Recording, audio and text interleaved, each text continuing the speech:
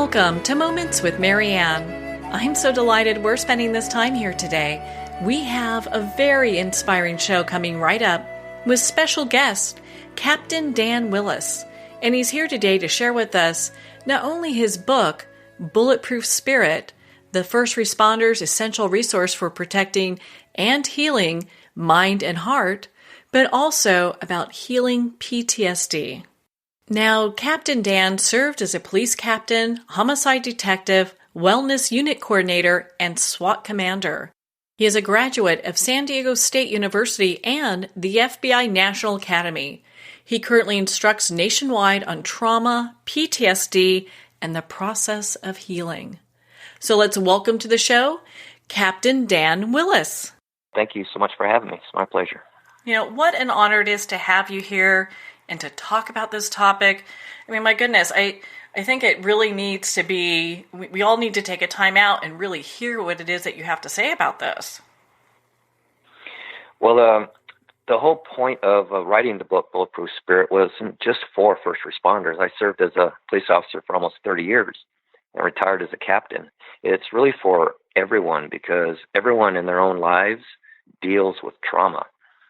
You know, and trauma is any experience that has the potential to affect you in a significantly negative way over a long period of time.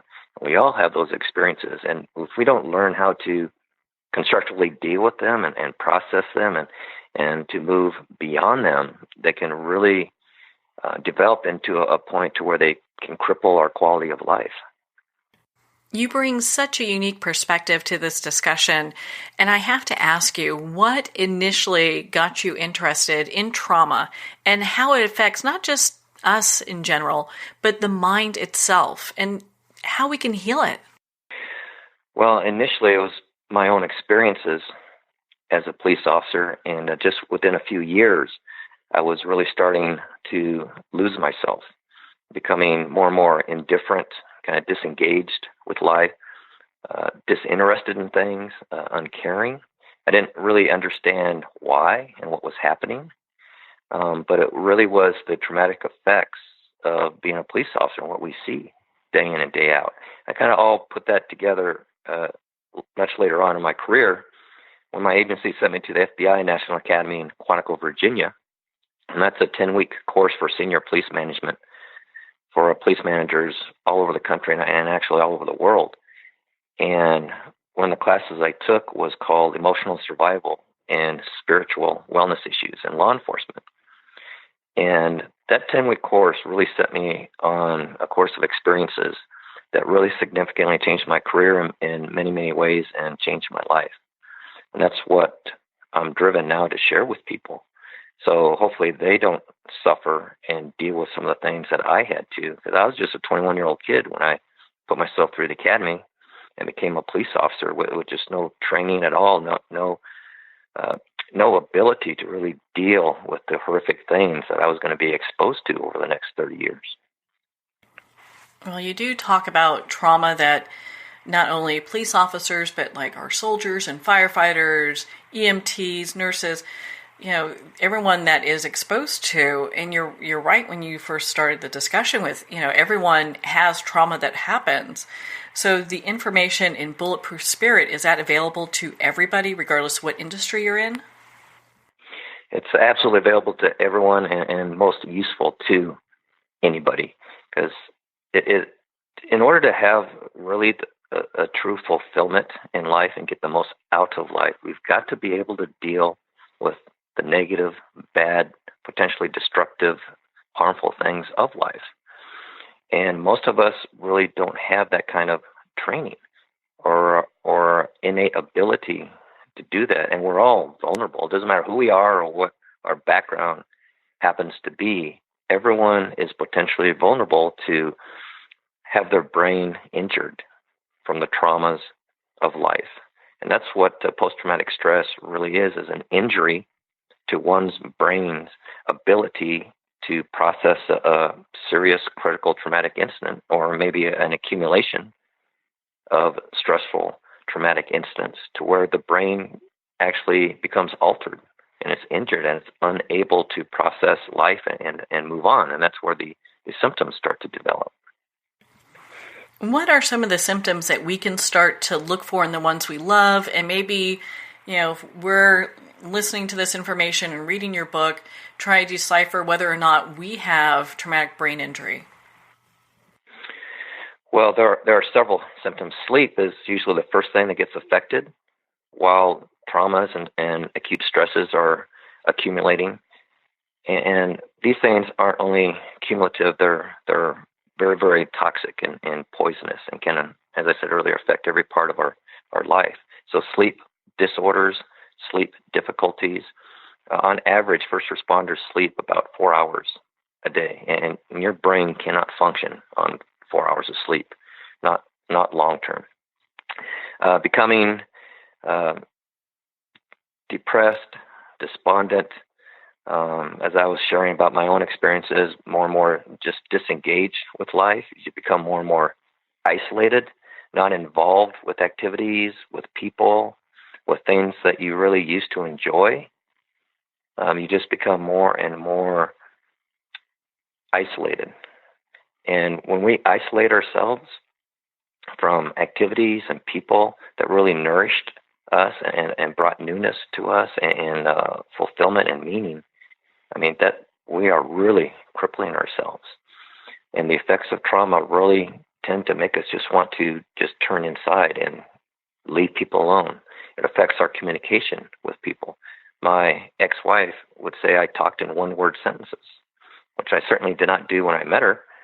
But over the years, as you tend to shut down and be disconnected with emotions and feelings and becoming unable to express them, you do things like talk in one-word sentences and unable to connect with people and to relate to people. Becoming more and more depressed, drinking, substance abuse, because we can't sleep, because we have all these other issues and problems, so we tend to drink to try to relax, get a couple hours of sleep to try to forget. And of course, that tends to make everything worse. Anxiety disorders.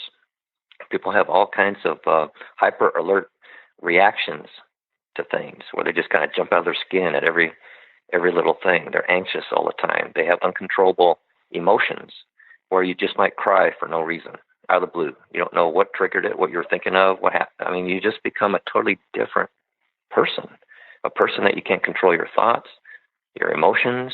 You can't be the person that you used to be.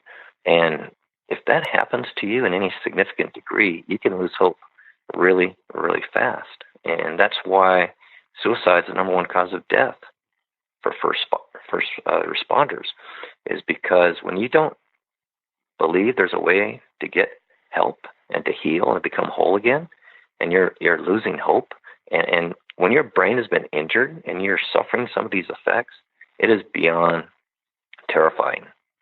And as I say, you can lose hope really, really quick. So it's really important to be aware of some of these. And I go into a lot more detail about the symptoms in the book so you can catch them earlier. It's never too late, but the earliest that you can be aware and catch some of these things and to address them, then the more likely they are not to develop and become worse. It's only when we let them go for long periods of time, then it becomes more of a battle, is what I'm hearing. Exactly. And most people, and especially first responders, tend to just kind of bury stuff and hide stuff because we just deal with so much tragedy and heartache every single day we go to work. We just kind of stuff it down and we don't talk about it. We don't try and get it out. We don't try to really process it. We just try to forcibly forget it and ignore it. And you can't not ignore those things that are slowly, like a cancer, eating away at your ability to have a meaningful, fulfilling life, a life of enjoyment, a life of connectedness with others and close, meaningful relationships. You can only ignore that for so long before your life tends to start to fall apart. Yeah, it's really interesting because when we look, especially at first responders, it might seem like there's not really a place where they can go get help, because if I understand correctly, a lot of times if they try to do that through their employment, It could be a detriment to their livelihood. It potentially can be, and that's a real tragedy of this whole thing. There's a lot of agencies that are doing a lot of really good work at providing support and resources and assistance to their first responder employees, but we just have such a long way to go. And what we're working towards is to where if somebody starts to experience psychological or emotional issues or problems, that the agency sees that as an injury, which it actually is. Just like you broke your arm trying to arrest somebody or fighting a fire. I mean, they would support you. They would take care of you. They would give you time to heal and recover and welcome you when you come back. Well, that should be the very same if you're having internal issues and internal wounds and suffering. It's an injury. And we are getting a lot better of treating it just like a physical wound, but there really is so much more that we can do. And if you happen to work for an agency where you don't feel safe, comfortable with going within the agency to get help, you've got to do something then on your own outside. You can't just say the agency's not going to support me, so I just hope this will get better. I can outlast it. You cannot outlast PTSD. It will not get better over time, typically. Typically the symptoms will just get worse and worse and worse. You cannot outrun an injury to your brain, but you can heal and recover. You can recover fully if you stop and face it and tell somebody, if not your agency, then a therapist, a psychologist, someone who's trained in treating PTSDs, like someone in EMDR therapy, just telling someone that something's going on inside that you don't like and that you might need help. That's not that hard to say. And once we do, we really open ourselves to all the healing ways that are out there that can get us whole again. Do you find that within the first responder community that a lot of times this is put to the back burner, because they're supposed to be the strong people we go to when we need help? That's a big part of it. And of course, the first responders think that as well. I'm the one that goes out and saves people. I'm the one that needs to be strong, because if I'm not, people are going to get hurt or die. And sometimes we just kind of buy into this false narrative that we're invincible and we're just people. And we fear, we suffer, we bleed as first responders just like everybody else. And the more that we try to pretend that we're not supposed to be human, the more vulnerable you are to suffer from the things that we experience that no human being was ever meant to see and experience. But we deal with it every single day. And we have to be real with that. And that these are things that there is no magic pill that you just take and you're invincible from trauma. I mean, we are human beings with hearts and souls that suffer when other people suffer. So the more that we can recognize that and really take in that if something's going on that's really bothering me, it's not because there's something wrong with me. It's all because of what has happened to me. And when we experience the things we experience as first responders or victims of serious violent crimes and things, I mean, it would be unusual. It would be not normal if you weren't to develop some issues and things, because that's just how our brains and our central nervous system reacts to traumas. So embrace these things as it's a part of the natural process of recovering and healing, is recognizing that you're a person that can be injured through traumas.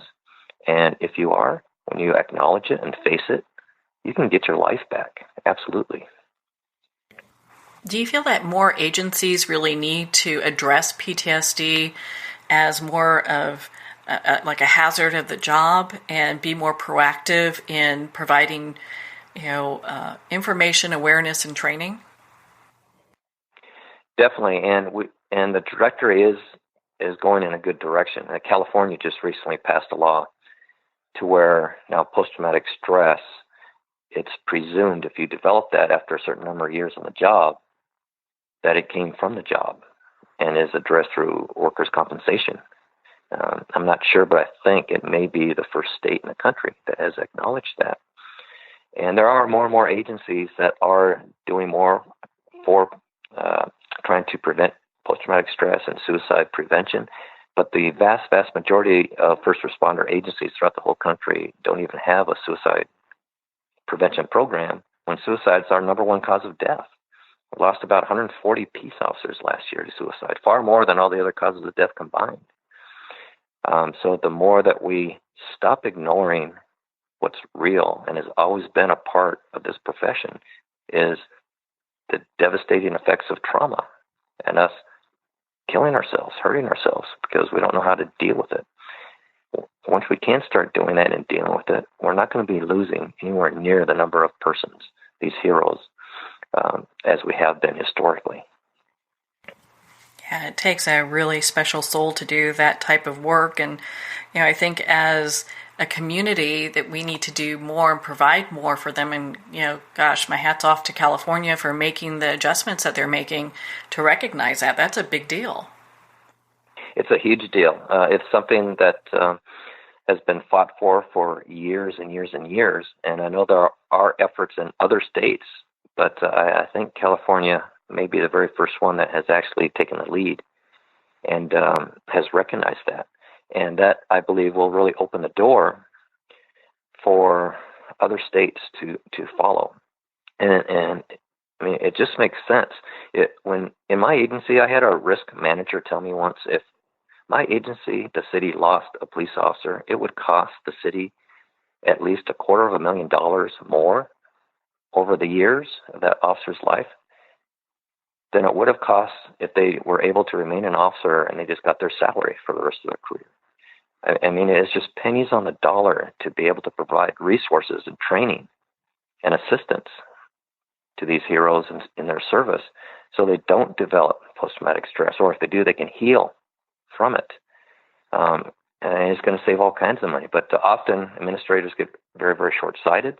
I mean, I know I was a captain, and you're just looking at what's going on right now, right in front of me, and what's my budget for right now, and not thinking more long-term. We spend a little money here. For example, having our officers and dispatchers go for an emotional survival checkup with a trauma therapist once a year, just as a form of maintenance and prevention. I mean, that should be an absolute standard in every single fire agency and police department, every first responder agency. And what little that costs is going to save all kinds of money, not to mention the lives and careers of people on the backside. Yeah, because, I mean, we want people who love the work that they're doing to keep doing the work they love, and to be in a place where they are mentally being supported. I think that that's such a huge thing. Marianne, that's a great point. I'm glad you brought that up, because in my training classes, and since the book came out, I go around the whole country in Canada as well, providing wellness training on trauma, PTSD, and the process of healing based on the book Bulletproof-Spirit. And I always ask my class, raise your hand if you absolutely love your job. You can't wait to get back into work. And sometimes I won't have one hand raised in a class of 50. Usually it's around 10% or so. They'll raise their hand, yeah, I love my job, I still love it. Then I ask, raise your hand if you loved your job when you first started. And invariably, every single hand immediately goes up. And I always say, well, what happened? Because the job hasn't really changed. And we have some new challenges and things we have to deal with, but the basic job of what we do as first responders is the same, standing up to evil and serving people with compassion to make a meaningful difference in their lives and in the community. That hasn't changed. So what's different? Well, we change, or potentially we can change over the years. And to do this type of work, you really have to love it. You have to find something. It might be different for everybody, but you just have to find something to love about service and helping people and protecting others. You have to, or the job can eat you alive. If you're not driven by your heart every single day with every single call to make a difference in your agency, with your colleagues, to make a difference in the community, then the job is going to eat you alive. And to be driven always to be wanting to make that difference, you have to love what you're doing. And thank goodness I never lost that love for police work. I mean, I've been retired for 5 years, and I think about it every single day. I'm 56 years old. If I could be a street cop tomorrow, I would do it in a heartbeat. I just absolutely loved police work and preventing people from victimizing others. But we really have to really tap into what is it about this job that I am willing to sacrifice potentially my life, my health, my wellness for the good of others. And once you tap into that, don't ever lose it. Remain in tune with that as your primary motivation. And the best motivation factor there is being linked up, connected with the true purpose of human life, which is to serve and to do good, to have the compassion, the will to help other people. And we can't ever lose that, or the job is really going to affect you. Yeah, I can only imagine how difficult it is when we look at people that are, arriving at situations where maybe some really horrible things are going on, but also when we look at, a lot of trauma room nurses, emergency room doctors. I mean, they're hit with all that too. Absolutely, there are just so many professions that deal with trauma and just human life tragedies.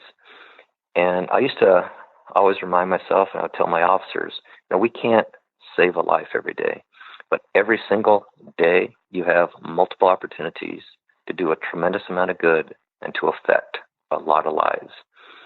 And the more that we can remember that, and in the midst of that danger or tragedy or horror that we're dealing with, be trying to do some good, then the more that you're going to be able to recover and heal and not lose your motivation and your interest in doing that kind of work. Because there's nothing more fulfilling and enriching than mattering to somebody, to making a difference in somebody's life and seeing that benefit.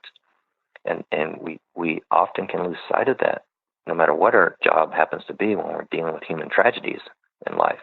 But that's the number one thing that will help heal us and to keep us healthy and well, is to be driven to make a difference, to serve with your heart, with compassion, with caring, being selfless and giving. That's what's going to prevent your heart from suffocating, because you're putting your heart in your work. It's absolutely essential. Well, and I think this information's so important, not just for our first responders, but we talked also initially just for everyone going through trauma. You mentioned in your book, you talk about post-traumatic stress disorder and also injury. What is the difference, and can this be healed? It absolutely can be healed. I've always wondered why they called PTSD a disorder. Because when you think of a mental disorder, you think you're mentally ill, that you're screwed up, that there's something wrong with you. You can't heal from a mental illness. But when you think of an injury, you think of healing from an injury. You think of recovering. You think of becoming whole again. And as we were discussing earlier, it really is an injury to your brain. And traumas can alter your brain and how your brain functions. And the more that we see it just as an injury, then you can realize, hey, I'm not helpless in this. As an injury, like any other injury, I can heal and recover. And people are healing from post-traumatic stress all the time. The greatest tragedy is that most people who suffer from post-traumatic stress, whether it's just a civilian or a first responder, they, first of all, don't realize what they have. Second, they don't realize it's an injury and they can recover. And third, they don't know where to go or how to get help. And that's what a lot of the book is focused on, is those three things. And there are several treatments for post-traumatic stress, but probably the most effective one that I've had done myself, I only had to go one time, and an issue that bothered me off and on for over 25 years has gone away. And that's called EMDR, Eye Movement Desensitization and Reprocessing. EMDR. It's by far, in my opinion, and what I hear all the time when I go around the country providing this training, the most effective and powerful treatment for post-traumatic stress. I mean, it is really, really really extremely effective. And it's not like talk therapy. You will not be going to have EMDR done once a week for 5 years talking about your trauma. I mean, it's a very concentrated, specific method to treat your trauma and the effects within your brain and to help heal that processing part of your brain that has been altered so it is restored, so it can work normally again and you regain control over your life.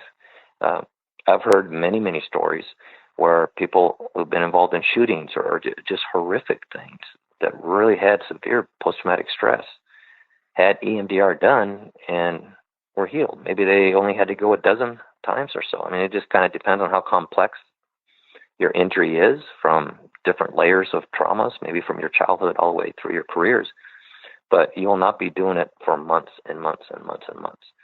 More likely than not, you're going to at least get some relief of the symptoms, if not get well altogether. And if it doesn't work, there's other therapy treatments for post-traumatic stress that are as well effective, just not quite as powerfully effective as EMDR. Well, I'm so glad that you shared that because I didn't know about EMDR, and I think a lot of times when people think about healing something that sounds as serious as PTSD, they're like, okay, this is going to take years. I'm going to have to see a therapist every week. I might not even want to be sharing this much information with somebody. So it can be a lot. It can seem pretty daunting, absolutely. And I forgot to mention this, but to find EMDR therapists, there's over 20,000 in the United States. And EMDR has been practiced for over 30 years. It's recognized by the World Health Organization and endorsed by the International Association of Chiefs of Police. I mean, it has been out there for a long, long time. They do a lot with our military, with our men and women coming home from overseas. It's just that in my experience, over 90 to 95% of first responders have never even heard about it. So if you just Google EMDR trauma therapist, San Diego or wherever you live, several will pop up. And, some of them specialize in certain things, like they might just specialize with children traumas or first responders or whatever. Call a couple of them and just go and talk. Ask about it. And what I had someone share with me once, he had been involved in a fatal shooting, and for months afterwards, he was seeing blood all over, blood that wasn't there, all over his hands. And he said that I could even feel the stickiness of it. And I washed my hands 10 or 20 times. It wouldn't matter. My hands were just covered in blood, and I could feel it. He would see himself standing in a pool of blood every time he took a shower. He'd see every time he looked at his 5-year-old son, he saw this big gaping head wound with his whole head drenched in blood. I mean, that was his everyday experience for months and months. And think about the trauma, the panic, the emotions you would have if that was your experience. And he shared with me, he said, even though I would close my eyes and I would tell myself, I'm just seeing things, there's no blood, my son's not injured, everything is okay, I would open my eyes and see it. And all the panic and fear and emotions would just overtake me and flood me, because you can't talk your way out of what your brain is saying is real. And that's what can happen from traumas, and that's the injury to your brain. I mean, you can see things as real that aren't, but experience all the effects of it as if it is real. And somebody told him about EMDR when he was getting suicidal. He had never heard about it, and this person said, just try it, go for a couple times, it won't make your symptoms worse. And that's what convinced him to go. And even with that bad of symptoms, this officer told me I stopped going after 2 EMDR visits because I have never seen phantom blood again. And a couple of years had passed since his treatment. So I mean, that's how powerful this is. At least get information.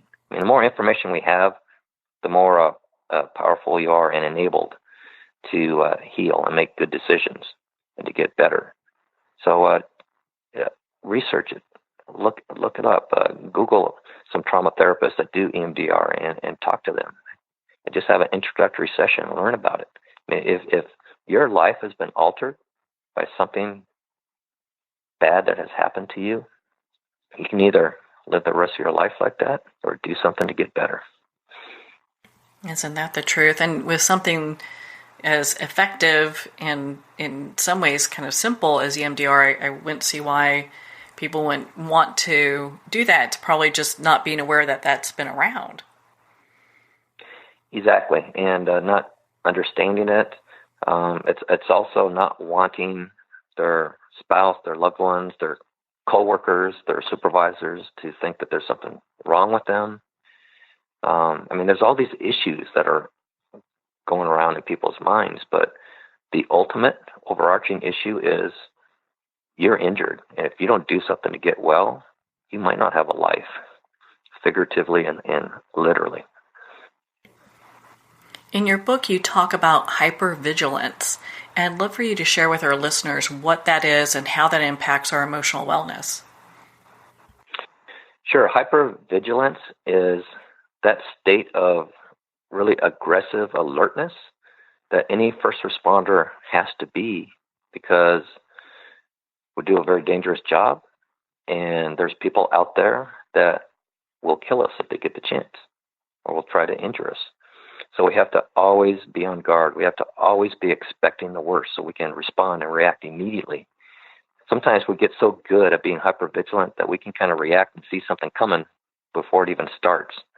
We're just constantly suspecting the worst, expecting someone to jump out of a car that we just pulled over for a traffic stop with a gun. Okay, how am I going to respond? What's my backdrop? Where's my cover? And we're just constantly thinking like that in order to survive. Well, that's not a normal functioning range for your brain, especially for 8, 10, or 12 hours in a row. So in order to help us out, our brain starts producing adrenaline to artificially elevate us, to keep us hyper alert, hyper aggressive, on top of everything, so we can always respond instantly to stay safe. What happens, though, after 10, 12 hours of doing that, when we come home, the brain doesn't just say, hey, he's off duty, he doesn't need adrenaline anymore, shut it down. It says, hey, since we've artificially elevated him for so long, we need to now produce chemicals that have the opposite effect to bring you way down below your normal feeling range, to where you feel tired, you don't have any energy, you feel physically depressed, you don't want to do anything, you just kind of go home and unplug and get ready for the next 12-hour shift. And then eventually, after 12, 14 hours or so, the body kind of balances itself out, and you start to feel better, you start to get normal again, you're having more energy and feeling normal. But by then, now you're back at work. So you're hypervigilant, adrenaline's being pumped through your brain, your central nervous system, you get off work. Now you feel tired, you don't want to do anything, you have no energy at all, often.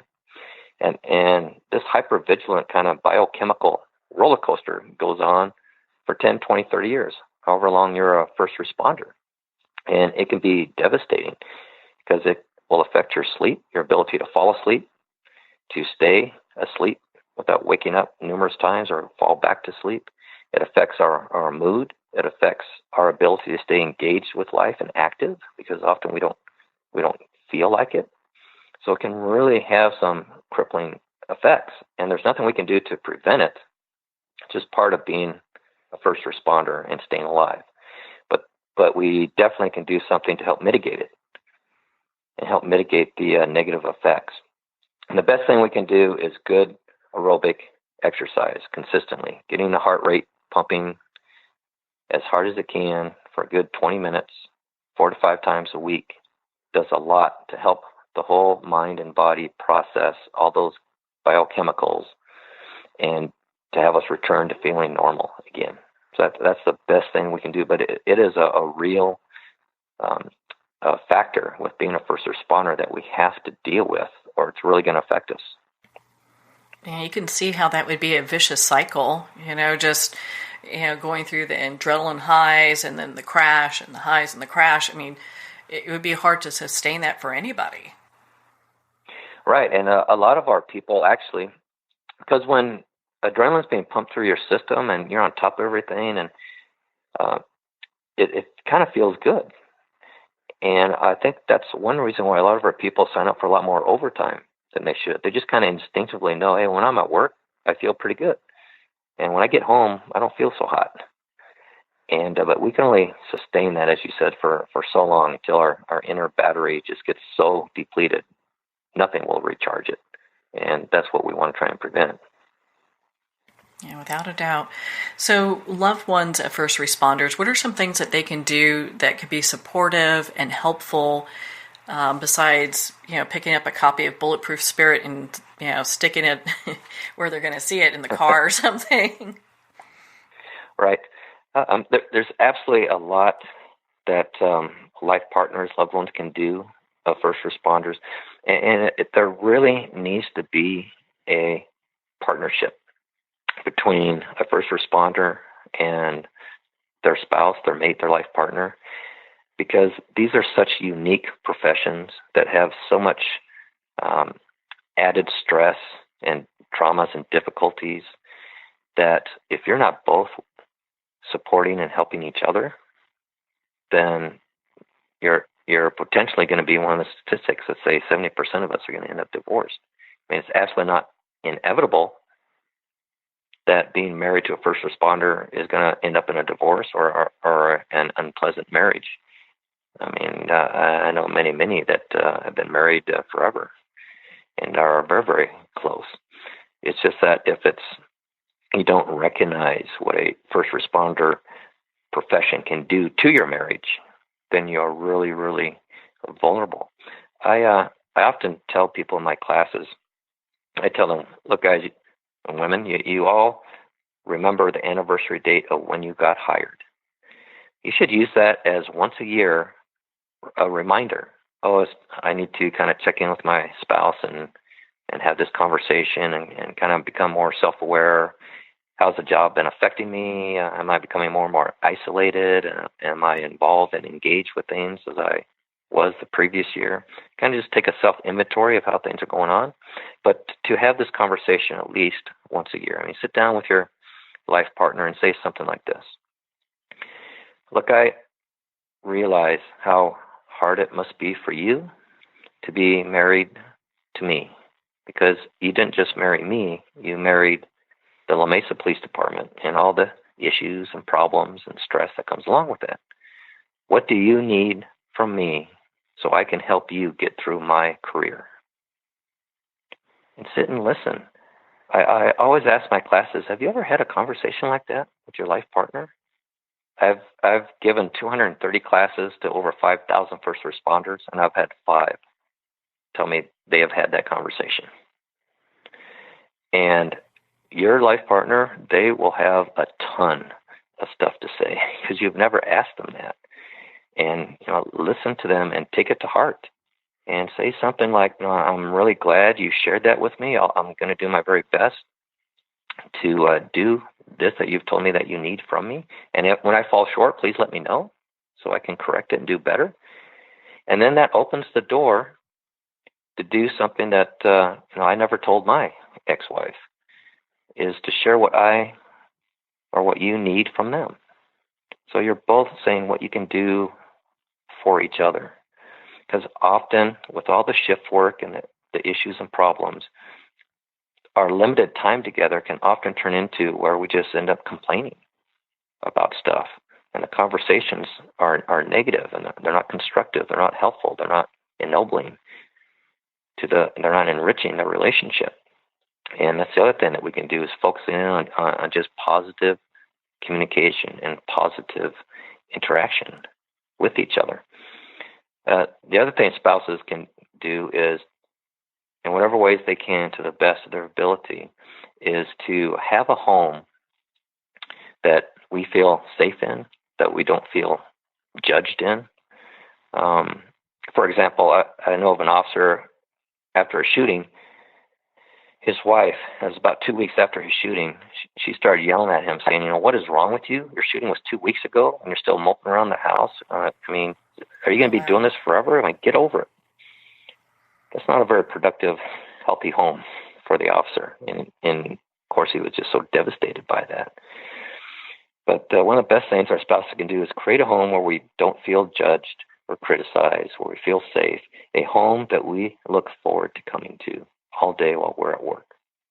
Because if we're at work and we're thinking, all right, I get off in 5 minutes. As soon as I get home, I'm going to get into another fight about why I signed up for that overtime spot, about why I had to work all weekend, about why I had to work during the holidays, about why I like my job more than being at home. I mean, we can think of all kinds of things to do besides go home. And basically, they're all bad. So on the other hand, if you're thinking, hey, I get off in 5 minutes, I can't wait to get home, that's going to go a long, long way to your emotional survival and your health and wellness. And our spouses have a lot to do with that. Well, you have this whole chapter that kind of dovetailed nicely with this discussion is the spirituality of service. And I think a lot of times people don't really realize that there is this spiritual component as well. There absolutely is a spiritual component to service. And the more that we recognize that and embrace that and really serve within that spirituality of making a difference, of helping people, of protecting life, of serving with compassion, then the healthier that we are going to be. I write in the book and I share in my trainings that if we can just realize that all day long we are making decisions, and often we're not even aware we have a decision to make because we just kind of do things out of habit. But if we can become more aware that everything we do, there are other options, and train ourselves to always do that which is the most compassionate and the most life-affirming for us, that will go a long way to keeping us healthy and well. And by most compassion just means that the most understanding and caring and helpful, the kind that we can be. And life-affirming just means what we're about to do, the decision we're making, is going to actually add to our sense of peace instead of erode it. It's going to add to our enjoyment, to our health and well-being instead of taking it away. So if we have everything be compassionate and life-affirming that we do, and that is very spiritual in and of itself. And I have always said part of any first responder's job is an expression of love. Because for the most part, we do it for love of country, serving our country, love of our community, love of our fellow citizens or fellow man, or wanting to help people who are suffering, wanting to protect people from evil, from being victimized. And that's an expression of the heart, and that is very spiritual. And to do that, we need to serve with this kind of the spiritual pillars of compassion and givingness and caring, so we don't get affected by all the negative and bad stuff you're going to experience. Another part of the spirituality of service is connectedness. I mean, first responders need to realize it's not us against them, the community. I mean, we are the community. We're an integral part of the community. They're part of us. And what I do as a police officer is going to affect just not that member of the community I'm interacting with, but overall the entire community from what goes on beyond that contact. And the more that we are aware of that interconnectedness, of everything you think, say, and do is going to affect other people's lives, then the more positive impact you're going to have. And the one thing I love more than anything else about police work is the tremendous opportunities to do good. And there is a great spirituality in that, in doing as much good as we can to make a meaningful difference, to help our community to be better, to improve people's lives, to help those who are either too drug addicted or too mentally ill or too whatever, to help themselves. And that is what's going to be fulfilling throughout our entire career and to keep us motivated and well. Is that kind of part of one of the symptoms when, first responders are going through just a really difficult time, is they become a little bit detached from the community and kind of, integrating that piece back into their lives is kind of part of their healing as well? Yes, absolutely. And there really kind of is a natural tendency, I believe, to become detached from the community because, if you think about it, almost every person we deal with is somebody with problems or a crook, right? Or somebody trying to get away with something. And there really is only about 2% of the public who are criminals, but we deal with those 2% about 95% of the time. So we tend to become very, very jaded and calloused because we think that's all there is in the world, are these negative, evil, bad people who do these horrific things to each other. And that's not reality. And we can kind of become detached from that reality and disconnected from the majority of the people in any community. I don't know what community you're serving. As a first responder, no matter how bad you think it is, the majority of the people there want you there, appreciate what you do. They're just, they don't have a voice. We hear from, the knuckleheads that are causing all the problems most of the time. And the more that we can just kind of realize that we need each other. Right? The community needs to help support the police and the first responders and help understand them and what they go through. And the police and the first responders need to understand the community and their perceptions and how we can better connect with them and to help them solve their problems, to help them live their lives in peace without being victimized. And we really, truly need each other. Wellness is not only an officer safety issue, it's a community safety issue as well, because communities are only as safe as the health and wellness and the commitment and the professionalism and the compassion of the officers serving it. So how can communities that are concerned about their first responders and care about their first responders help to make sure that they're getting the resources and information that they need, either having you come out and speak or making sure that everyone in the agency has been purchased one of your books? How can they go about doing that? I think one of the things is for any leader in the community, whether it's civic or religious or business or any other type of component of the community. There's leaders throughout, to have them reach out to the police, reach out to the first responders within their community and begin the bridge. I have always said the main problem why there is mistrust and misunderstandings and issues between the police and the community, it's the police's fault. Because often we don't take the time to connect with the community, to explain, hey, this is what we did and why we did it and why we had to do it. And it was for the safety of everyone concerned. And often we don't even take the time, like when we're out on a scene and somebody comes up to us, say, officer, how come you did, why do you have to do that? Why? And we just say, hey, go back in your house. Now, if you took 2 minutes to explain to the guy what happened, you could probably resolve all of that stuff. So, both sides need to really engage. And it's really helpful if it should come from the police, but really helpful if it begins from the community, just reaching out to the police. And just like you suggested, Marianne, asking for the police to come to their business or to their conference or to their meeting or whatever the situation is. And just talk. Be real with people. Take questions and answer the questions honestly and engage. Not everything is going to be nice and civil and friendly, but when people are talking and engaging, that's how misunderstandings get resolved. That's how things get cleared up, and that's how relationships start to get forged. Relationships are the foundation of human life. We have to have relationships to get anything done, anything good. So reach out and ask. Ask the police department, what can I do as a member of whatever organization or group? What can we do to help support you guys and what you do? And I'm sure they'll have all kinds of ideas and suggestions. And the main point is just not waiting for the other side to start, is take it upon yourself for what you can do, what you can control, what you have influence over, and initiate it and begin that dialogue.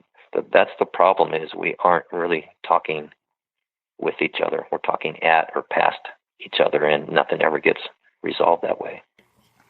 Well, and I would think a lot of times too for police agencies to go to organizations and say, hey, we can use this type of support from you guys could seem a little inappropriate. That's why they probably don't do it. It's really up to the different groups in the community to really come to them saying, hey, how can we help and support you? Right, exactly. And that's why I was offering that it really should, for the best results, come from the community. Because some police departments do kind of reach out and ask, but I mean, it's just far more effective if the people who really are involved and want to do something, if they come forward, what can I do for you? How can we help you? Like, we're ready, we're willing to do what we can. And the police will have I'm sure, lots of things, or any first responder agency, of ways they can support and be creative. We have to realize that the police aren't the bad guys, and the community isn't the bad guys. We're all human beings, and we're all trying to do what we can to make the most out of life. And we should be doing what we can to make the most out of whatever situation we are in, and how to make it better. Because when we make it better for some people, we make it better for everybody. Isn't that the truth? I mean, I want to know if, my local sheriff and police department, if they have wellness programs in place for them. And so that's something I'm going to be doing, is reaching out and just, starting that dialogue, because I think it's important to at least get the discussion started. Absolutely. Just approach them. Do you guys have any type of wellness training or anything? Do you guys have a resource library? Would you be willing to accept if we were to donate, books and resources for you guys to? Would you have them at the police department for your people to access? I mean, agencies love to receive things from the community. So, like I said, once that conversation starts and the asking begins, there's lots of things to do. And while that community is doing things like providing resources or books or whatever it happens to be, as the officers utilize those things and become healthier and well and more engaged with the community on positive levels, then the safer the community is going to end up being. I think it just is, part of our responsibility as a community to make sure that, our heroes that serve us and are out there every day putting their lives on the line, that we're doing as much as we can to support them. And how important is that? It's just not police officers only. When we were looking at soldiers, I mean, you have a list of people that this really affects.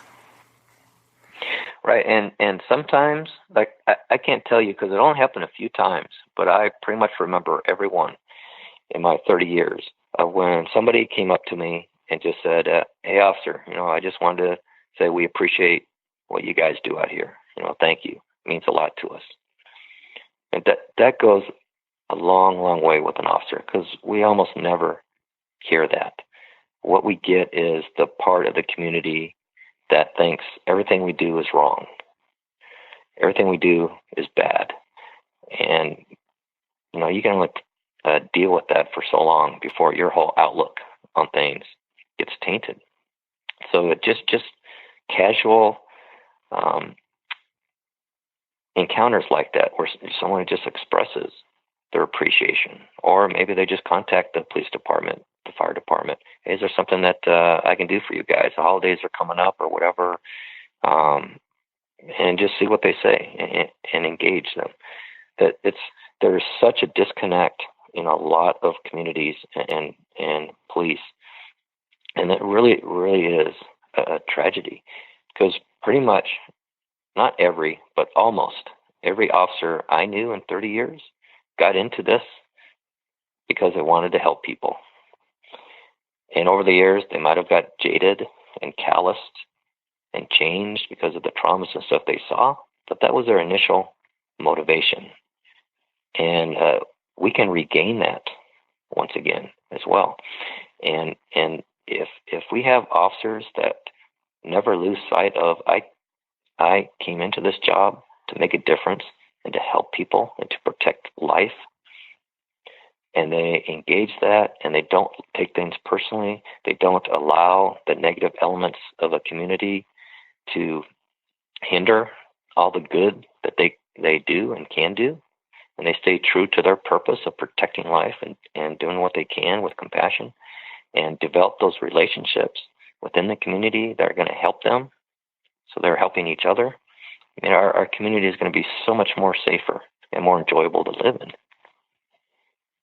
Yeah, all the way around for sure. And, and that's, I think, ultimately where we all would like to be, where we're in this really supportive place of one another. Let's say that we have an officer that's in it could be a firefighter or officer or whoever that's in an agency that they can't report. Do you have like an online course or something that they can take and do themselves? I do have an online course, and also the way that people can contact me and find out how to have me come personally, or to find out about the online course, or to get a book, they can go to my website, www.firstresponderwellness.com, and all the information is there. Okay, well, Captain Dan, thank you so much for taking the time to be on the show with us here today. It was my pleasure, Marianne. Thank you. Well, Captain Dan, it's always such an honor to spend this time with you, and of course to talk about your new book, Bulletproof-Spirit, the First Responder's Essential Resource for Protecting and Healing Mind and Heart. If you'd like to learn more about this book, you can at firstresponderwellness.com for more information. Well, we're at the end of our time today. I would like to thank everyone for tuning in.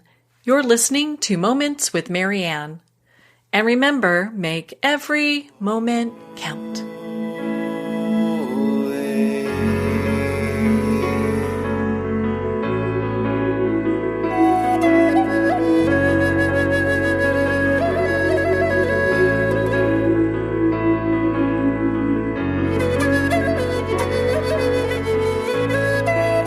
In a single moment, your life can change. Moments with Marianne is a transformative hour that covers an endless array of topics with the best of the best. Her guests are leaders in their fields, ranging from inspirational authors, top industry leaders, business and spiritual entrepreneurs. Each guest is gifted and a true visionary, a recognized leader in her own work, and while teaching others to develop, refocus, and grow, Marianne will bring the best guest and sometimes a special surprise. Don't miss this. You never know just what moment will change your life forever. Moments with Marianne airs every Friday and Saturday at 5 p.m. Pacific and 8 p.m. Eastern Time. Make sure to tune in and visit momentswithmarianne.com for more information.